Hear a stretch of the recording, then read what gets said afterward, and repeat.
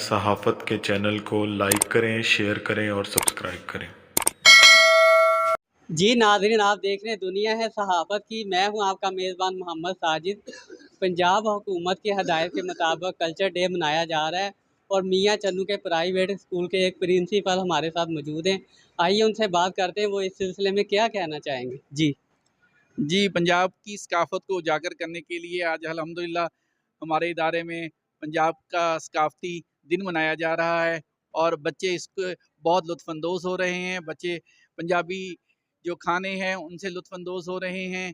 बच्चों ने भंगड़ा डाला है ढोल की थाप पे और शो करवाया है, दिखाया है पूरी दुनिया को कि हम पंजाबी हैं और हमारी जो सकाफ़त है वो बेहतरीन एक शानदार किस्म की सकाफ़त है और पंजाब के रंग ही निराले हैं और पंजाबी जो लोग हैं वो बहुत ज़िंदा दिल होते हैं।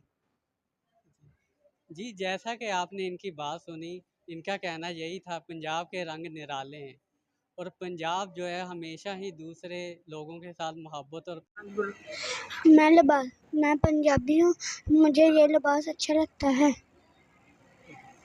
कैमरामैन मोहम्मद अली के साथ मोहम्मद साजिद, दुनिया है सहाफ़त की, मियां चन्नू।